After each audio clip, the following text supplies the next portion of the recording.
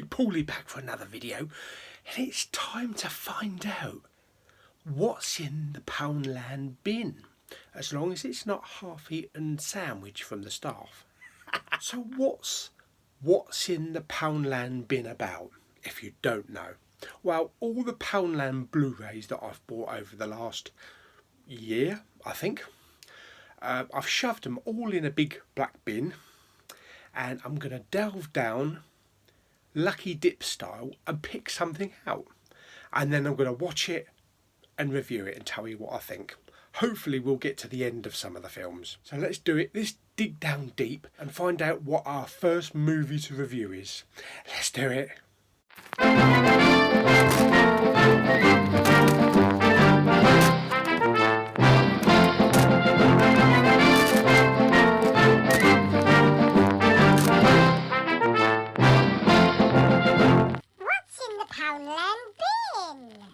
Hello, Poundland bin. Blah, blah, blah, blah, blah.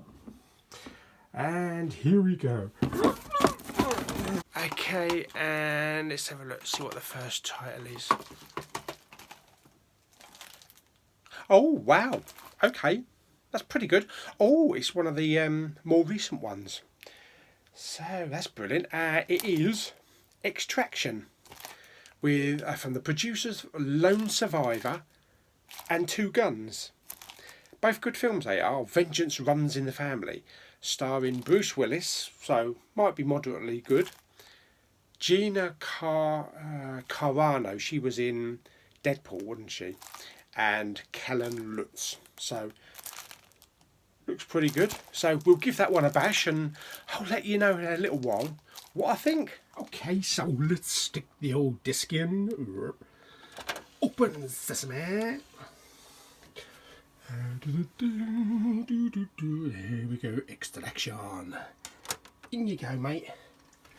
And close. Okay, folks, so just about to settle down and watch Extraction with Bruce Willis. So I've got my fruit juice, about a quarter left, so hopefully I don't have to pop out and get any more. Haven't got any munchies because I've just actually had my dinner, so my tummy's actually quite full. So I hope I don't fall asleep. So, oh, BB-8's getting dimmer. I'm going to have to replace his batteries. So let's get on with it and see what the film's all about. Extraction. Yeah, we want to see what the audio we've got. 5.1. And hit it. Here we go.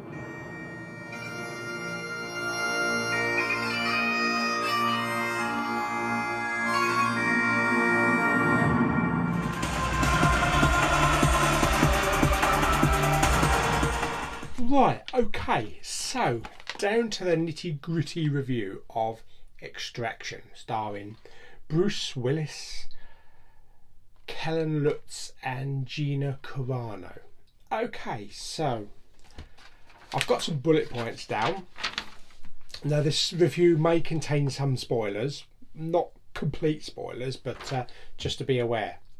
So, starting off, Bruce Willis plays a Leonard Turner, who is a CIA operative who's being held captive in order to give up some CIA names. One thing leads to another. Bad guys go after his family while he's being kept hostage. And then after a really interesting Casino Royale style opening credit sequence, that's probably the highlight of the movie, to be perfectly honest.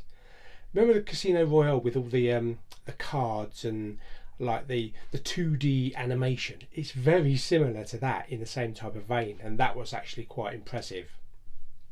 So after we do the credits, it jumps 10 years later, and Bruce Willis's character's son, who was at the family house at the beginning of the film, is all sort of right now grown up 10 years later, and he's being played by Kellen Lutz. Not seen many films with Kellen Lutz in, so I'm not that familiar with him. But he gets accepted to the CIA in a desk job. But he really wants to be a field agent like his papa. but he keeps getting rejected after rejected. And then what follows is kind of like a CIA agency Rocky Balboa style training montage of him shooting at targets and tests and that kind of shit, and it actually shows that he's not as good that he should be, and that's overseen by DB Sweeney, who I haven't actually seen in quite a while, as kind of like the CIA analyst training officer. In his desk job role, Harry's actually investigating the possible theft of a rare condor bird. Yeah, I got to that point and I thought, God, this is going to be interesting. But as it turns out, Condor is actually a communications hack, which gives whoever has it total control of government communications. I suppose it stands for something, Condor. They didn't actually give any abbreviations. Bruce Willis's character Leonard then gets abducted by more baddies, as you do, and enter Gina Carano. Gina Carano's agent Victoria Fair. I swear I went there once with a bumper cars and that. I'm sure I went to a Victoria Fair. Anyway, her job is to kind of retrieve the condor.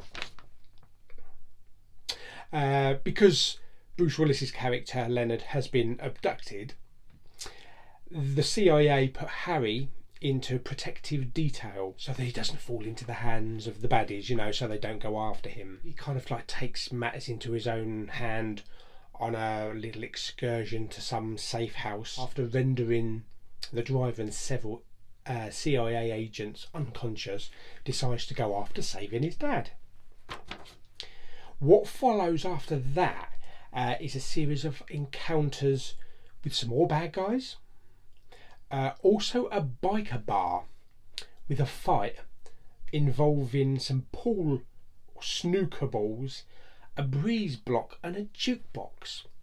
Kind of like Terminator 2 style, like they did at the beginning, although the fight in Terminator 2 is way more interesting. So far it's just a run-of-the-mill son saves the dad, defeat the bad guys, save the world movie. And because Harry evaded CIA custody and went rogue, they sent an assassin after him, and then which follows a one-on-one fist fight in a club restroom, which basically has nothing on that restroom fight from True Lies with Arnie. That was classic. Talking of True Lies, can't we have True Lies 4K, please? A few more encounters down the road and Harry gets reunited with his dad, but with unexpected double twist, which I wasn't kind of expecting. I know Lulu will probably say, yeah, saw that coming, she's terrible like that, but I didn't really see that coming. And with the end result, you could say it's kind of like nothing more than a cheap, low-budget Death Wish type film. As far as entertaining, the film was pretty average, but as a whole, it's a one-time view that I can't actually see myself sticking on in the Blu-ray player again anytime soon. So far as entertainment is concerned, A Good Day to Die Hard was far more entertaining. And that's saying something. So what about the picture and sound quality? Well, there was a lot of grain evident in various scenes, obviously for a kind of a low budget, straight to DVD type of movie. The sound was DTS Master Audio 5.1, but was upscaled to Neuro X on my sound receiver, so that's pretty good. There are lots of thumping sounds, kind of like a thumping dance soundtrack type of thing. Lots of heavy bass and instruments like that, but it does linger on a little bit too long.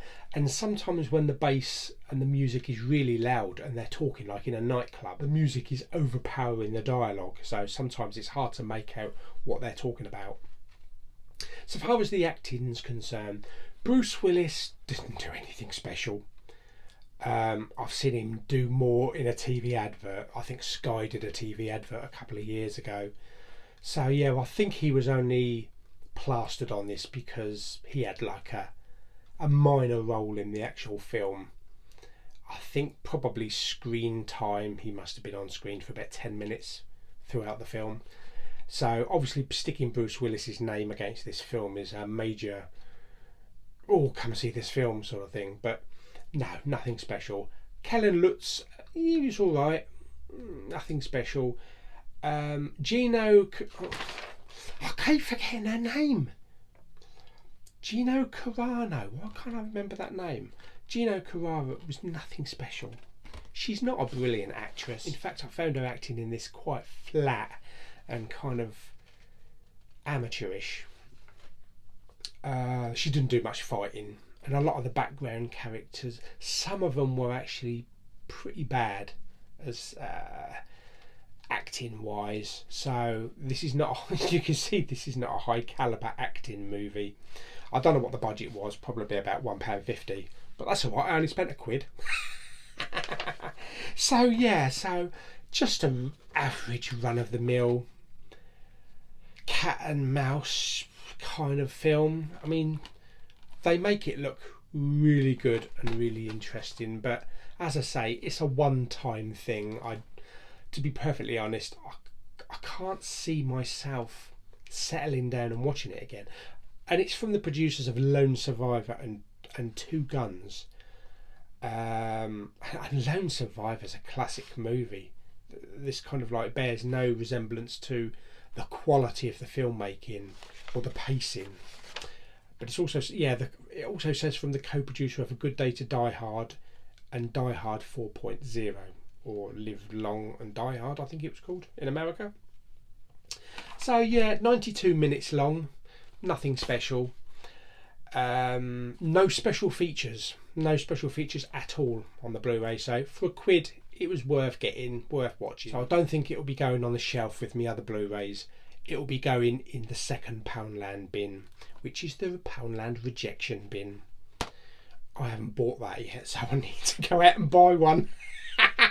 But I'll throw it in there in a couple of days. So yeah, so that's my review of Extraction.